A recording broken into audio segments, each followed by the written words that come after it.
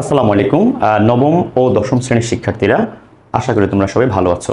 আজকে আমরা রসায়ন বিজ্ঞানের ষষ্ঠ অধ্যায়ের মৌলের ধারণা এবং রাসায়নিক গণনা অধ্যায়ের যে টপিকসগুলো নিয়ে কথা বলবো সেগুলো হচ্ছে অত্যন্ত গুরুত্বপূর্ণ টপিকস। আমি আবারও বলছি, অত্যন্ত গুরুত্বপূর্ণ টপিকস। কি সেগুলো? সেটা হচ্ছে গ্রাম পারমাণবিক ভর, নাম্বার 1। নাম্বার 2 হচ্ছে গ্রাম আণবিক ভর।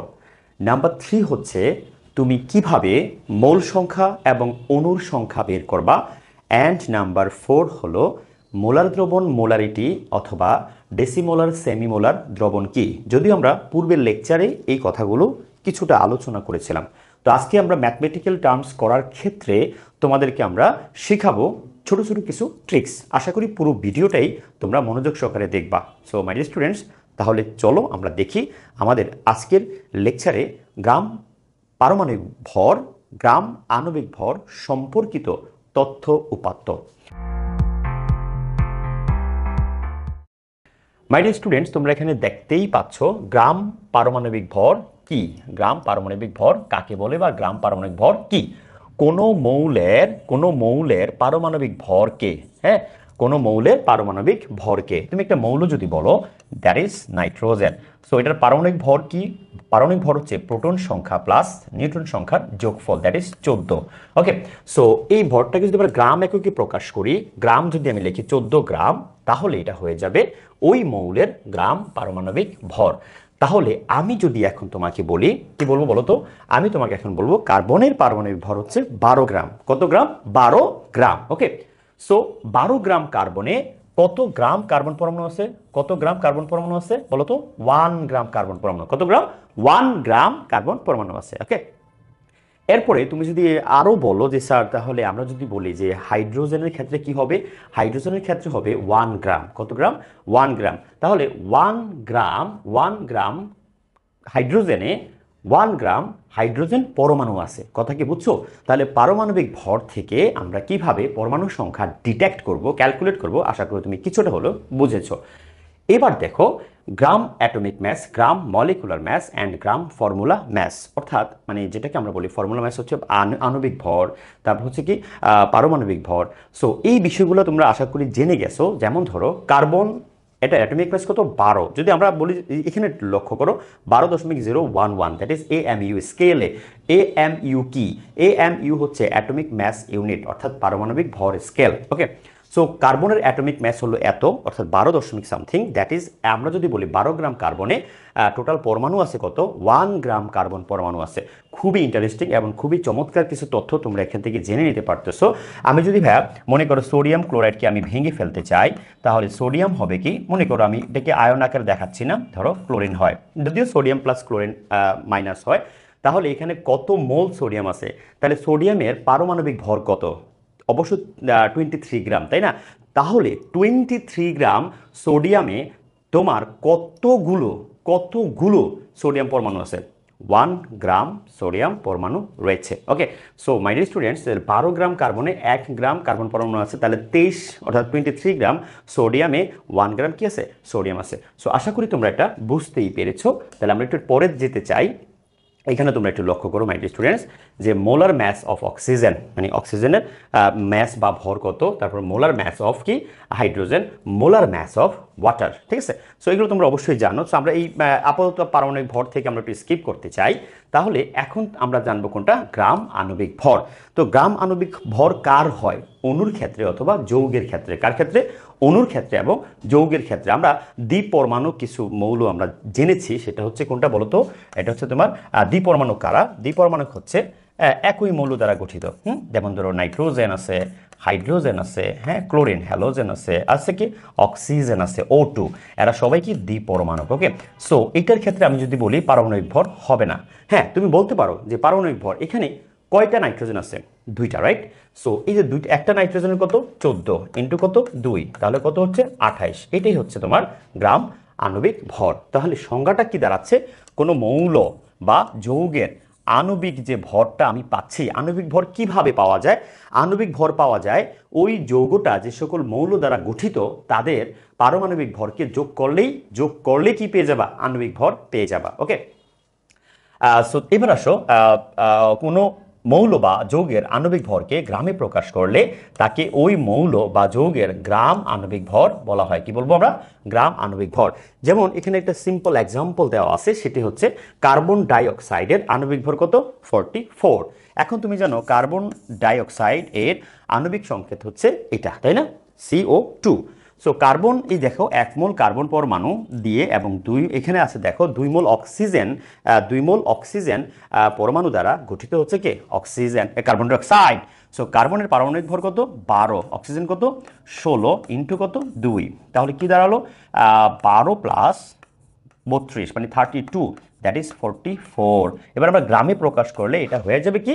এটা হয়ে যাবে গ্রাম আণবিক ভর। ওকে, সো মাই ডিয়ার স্টুডেন্টস, এখানে অণু, পরমাণু, গ্রাম আণবিক ভর, গ্রাম পারমাণবিক ভর, এগুলো নিয়ে অনেকের একটা কনফিউশন থাকে। সো আমরা সেই কনফিউশনটা কিছুটা দূর করার চেষ্টা করতেছি ওমেগা গ্রুপ থেকে বা ওমেগা ফ্যামিলি থেকে, ওমেগা পরিবার থেকে। এবার আসো মোলার ম্যাস অফ ওয়াটার, মানে পানি, তাই তো? সো এখানে হাইড্রোজেনের কত হবে? 1। কেন? কারণ হাইড্রোজেনের পারমাণবিক ভর হচ্ছে 1। কয়টা হাইড্রোজেন আছে এখানে? 2টো, তাহলে হবে 2। আর অক্সিজেনের কত হয়? 16। তাহলে তুমি পেয়ে যাচ্ছ কত? 18 গ্রাম। এটা কিন্তু নর্মাল গ্রাম ইউনিটে, বাট আমি যদি AMU স্কেলে প্রকাশ করি তাহলে মানটা কিন্তু 18.018 সামথিং হয়। ওকে, সো এইভাবে তুমি চাইলে যেতে পারো হাইড্রোজেনের। এখানে কয়টা হাইড্রোজেন আছে? এই দেখো, এই যে দশমিকের পরে যে ভ্যালুগুলো আসতেছে এগুলো কিন্তু মানে অ্যাটমিক ম্যাস ইউনিটে হবে। কিছু হবে? অ্যাটমিক ম্যাস ইউনিটে। Okay, so molar mass of hydrogen finally and oxygen, তো আমরা সবগুলোকে যোগ করে মোলার ম্যাস পেয়ে যাচ্ছি। এখানে তুমি একটা জিনিস লক্ষ্য করতে পারছো, গ্রাম পার মোল ইউনিটে নেওয়া আছে, গ্রাম পার মোল ইউনিটে। সো অনেকের আবার একক চেঞ্জিং একটু প্রবলেম হয়, আমাদেরকে বলবা, হ্যাঁ আমাদেরকে অবশ্যই বলবা। আমাদের ওমেগা যে ফেসবুক পেজ আছে সেখানে তোমরা কমেন্ট করতে পারবা। আমাদের ওমেগা স্কুল আছে ইউটিউব চ্যানেল, তুমি সেখানেও আমাদেরকে অবশ্যই জানাতে পারো তোমার মতামত, যে তোমার ইউনিট নিয়ে যদি কোনো প্রবলেম থাকে। মাই ডিয়ার স্টুডেন্টস, আমরা গ্রাম পারমাণবিক ভর, গ্রাম আণবিক ভর আমরা জেনে গেলাম। আমি তোমাদেরকে কথা দিয়েছিলাম যে মোল নাম্বার বা মোল সংখ্যা কিভাবে নির্ণয় করা হয়। আমি 3টা মেথড দেখাবো মোল সংখ্যা বের করার সিস্টেমটা। ওকে, সো তোমরা এখানে নতুন একটা টপিক দেখছো মোলার দ্রবণ, তো আমি একটু ক্ষমা চেয়ে নিচ্ছি, একটু পরে আলোচনা করি। হ্যাঁ, আমরা একটু মোল সংখ্যা কিভাবে নির্ণয় করা হয় সেই রকম 3টা মারদাঙ্গা সূত্র দেখবো। কি দেখবো? সূত্র। তার মানে এটা বাদ দিয়ে আমরা এখন চলে যাচ্ছি কোথায় বলো তো? আমরা এখন শিখবো মোল সংখ্যা নির্ণয়। ঠিক আছে, মোল সংখ্যা নির্ণয়। ঠিক আছে, ওকে, আসো মোল সংখ্যাটা আমরা কিভাবে করব। ওকে, মোল সংখ্যা নির্ণয়, মোল সংখ্যা নির্ণয়। ওকে, তো এইটা খুবই ইন্টারেস্টিং একটা মেথড ভাইয়া। ঠিক আছে, কিভাবে শিখবো বলো তো মোল সংখ্যা? হ্যাঁ দেখো, মোল সংখ্যাটা শিখবো আমরা 3টা সূত্র দিয়ে, খুবই ইন্টারেস্টিং 3টা সূত্র, এবং তোমার কাছে অনেক ভালো লাগবে 3টা সূত্র। তো প্রথম যে সূত্রটা আছে 1 নাম্বার, সেটা হচ্ছে N = W/M। N = W/M। তো এখানে কি ভাই, এটা কি বলতো? এটা হচ্ছে নমুনা ভর। এই ডাব্লিউটা কি? নমুনা ভর, মানে যেটুকু দেওয়া থাকবে। আর এটা কি বলতো? এটা হচ্ছে তোমার তুমি যে দ্রবটা নিচ্ছ, হ্যাঁ, সেটার আণবিক ভর, আণবিক ভর, হ্যাঁ, M। ওকে, সো আমি যদি পাশাপাশি একটা ম্যাথ তোমাকে দেই, ধরো তুমি একটা ম্যাথ জানতে চাচ্ছ যে স্যার এই সূত্রে একটা ম্যাথ আমি করতে চাই। ধরো আমি যদি এরকম একটা পাত্র তোমাকে দেই, ধরো এই যে পাত্রটা, এই পাত্রটা দিলাম। সো এই পাত্রের মধ্যে এখন আমি দিব তোমাকে, মনে করো যে 12 গ্রাম, এই যে 12 গ্রাম কি আছে মনে করো? Carbon die oxide. তো 12 গ্রাম কার্বন ডাই অক্সাইডে মোল সংখ্যা কত হবে? 12 গ্রাম কার্বন ডাই অক্সাইডে কি হবে? মোল সংখ্যা কত? তাহলে তোমার কিন্তু নমুনা ভর দেওয়া আছে, আমাকে কি চাইছি? মোল সংখ্যা বের করতে হবে। সো ভাইয়া ডাব্লিউ যেহেতু এখানে দেওয়া আছে 12, তাহলে আমি কিন্তু এখানে লিখতেই পারি 12। এখন এখানে কি আছে বলতো? গ্রাম, গ্রাম। ওকে, আর কার্বন ডাই অক্সাইডের আণবিক ভর কত হয়? 44 গ্রাম। সো আমরা কেটে দেবো, কেটে দিলে কিন্তু আমার যে ভ্যালুটা আসবে, গ্রাম গ্রাম কাটা গেলে এখানে কোনো একক বলতে কি থাকবে? মোল থাকবে। আর ভাইয়া মোল সংখ্যাকে আমরা কি দ্বারা প্রকাশ করি? এন দ্বারা। ওকে স্যার, তুমি অঙ্ক বুঝতে হবে, হ্যাঁ, তুমি গ্রাফিক, এই অঙ্কগুলো একটু এমসিকিউতে আসে, বাট থিওরিটিক্যালি এসব কোনো ম্যাথ আসে না। অথবা তোমার খ নাম্বারে আসার চান্স অনেক বেশি, খতে আসতে পারে যে ধরো 28 গ্রাম কার্বন ডাই অক্সাইডে অণুর সংখ্যা কত বা মোল সংখ্যা কত। ঠিক আছে, এইভাবে তুমি আশা করি এইরকম ম্যাথ আসলে ইনশাল্লাহ পারবা। ওকে, সো এটা হচ্ছে কি আমাদের, এটা হচ্ছে জাস্ট মোল সংখ্যা নির্ণয়ের 1 নম্বর সূত্র। তো আমি যদি এখন তোমাকে 2 নম্বর সূত্রটা একটু শিখাতে চাই, তাহলে আশা করি তোমরা সূত্রটা একটু ভালো করে শিখবা। আর অনেকেরা হয়তো বা এই সূত্রটা জানো আছে, যে এই সূত্রটা তোমরা কিভাবে ম্যাচ করবা বা কিভাবে শিখবা।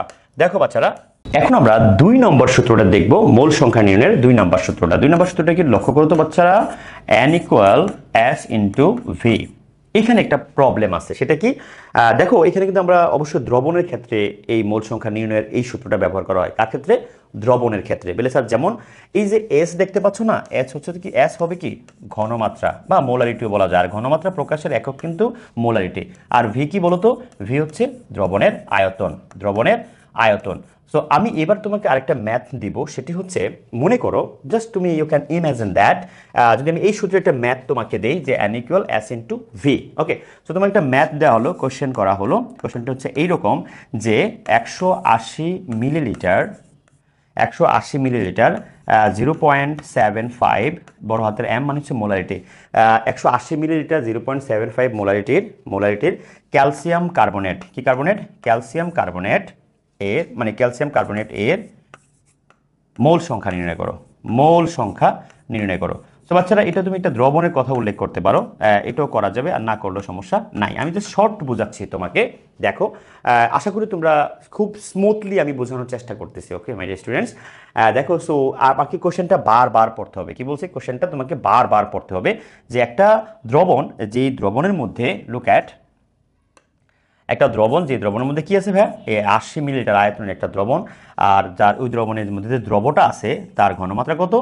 0.75। তোমাকে এখানে বলতে পারতো ডেসিমোলার, তোমাকে বলতে পারতো সেমিমোলার, তোমাকে কিন্তু এটাও বলতে পারতো মিলিমোলার বা সেন্টিমোলার বা এরকম, হ্যাঁ, ডেসি বা মিলি অথবা সেমি বলতে পারতো, বা শুধু মোলারও বলতে পারতো। মোলার হলে এক হবে, কত হবে? এক। ডেসিমোলার হলে কত হবে? 0.1। সেমিমোলার হলে কত হবে? 0.5। Centimolar 0.01, millimolar 0.001। ওকে, আশা করি বুঝতে পেরেছো। সো এবার তুমি এই ম্যাথটা করার ক্ষেত্রে অবশ্যই যখন তুমি অ্যান্সারে যাবা বা সলিউশনে যাবা, আমি অ্যান্সার লিখলাম, এটা আসলে কি হবে? সলিউশন হবে। সো এখানে তুমি যাবা কোন সূত্রে? এটা যাবা তুমি N equal S into V সূত্রে, তাই তো? N equal S into V সূত্রে। এখন অনেক স্টুডেন্ট আমাকে প্রশ্ন করে যে স্যার এখানে আপনি যে এমটা বলতেছেন এটা মানে কি? এটা হচ্ছে মোলারিটি, যার একক হচ্ছে গ্রাম পার লিটার, গ্রাম পার কি লিটার, এটা অবশ্যই মনে রাখবা, অথবা মোল পার লিটারও নেওয়া যায়, ঠিক আছে? সো এই যে আমার এখানে ঘনমাত্রাটা আছে এস, এটা কি ঘনমাত্রা এস, তাই তো? সো তুমি যেহেতু এখানে দেখতে পাচ্ছ ঘনমাত্রা এস, এবং আমার কোশ্চেনে কিন্তু অলরেডি ঘনমাত্রা দেওয়াই আছে, কি আছে? ঘনমাত্রা দেওয়া আছে, তাই না? সো এখানে এস এর মান কত আছে ভাইয়া? 0.75। তাহলে এই মোলারিটির এককটা কি ভাইয়া? আমি এখানে গ্রাম পার কি লিখবো? লিটার লিখবো, ঠিক আছে? গ্রাম পার লিটার লিখবো।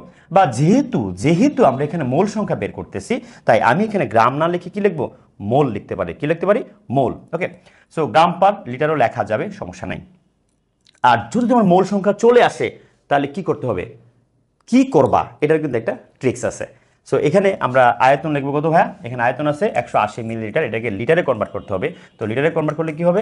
এই তো লিটার। তাহলে আমার লিটার লিটার কাটা চলে যাচ্ছে, কিন্তু এখন এই দুইটা গুণ করলে যে ভ্যালুটা আসবে সেটাই হচ্ছে মোল সংখ্যা। আমি কিন্তু আবারও বলছি কিন্তু গ্রাম আসতেছে, বাট তুমি কি করবা? গ্রামটাকে চেঞ্জ করে নিবা, এখানে মোল লিখলে হবে। আর না না না না sir, please sir, please sir, আমি এখানে মোল সংখ্যা লিখতে চাই। তাহলে কি করতে হবে জানো? তুমি এখানে যে ক্যালসিয়াম কার্বনেট আছে, আমি আবারও বলছি, তোমার কিন্তু এককটা কিসে আসতেছে ভাইয়া? এককটা আসতেছে গ্রামে। এককটা কিসে আসতেছে? গ্রামে। অ্যান্ড মোল সংখ্যার একটু গ্রামে রাখা যাবে না, কিসে নিতে হবে? মোল সংখ্যার এককটা আমাদের মোলে নিতে হবে, কিন্তু আমার মোল আসে নাই, তাহলে গ্রাম আসছে। এবার দেখো তোমার পাত্রে দ্রব দেওয়া আছে কিনা। দ্রব আছে, এই দেখো দ্রব আছে, হ্যাঁ, দ্রব কিন্তু আছে, তার আণবিক ভর আছে কত? 100 গ্রাম। তুমি কি কি করবা?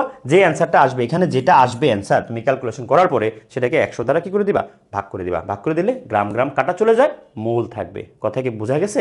আবার তুমি বলেছো আমি মোল থেকে গ্রামে নিতে চাই, তাহলে অবশ্যই আণবিক ভর দ্বারা গুণ করে দিবা।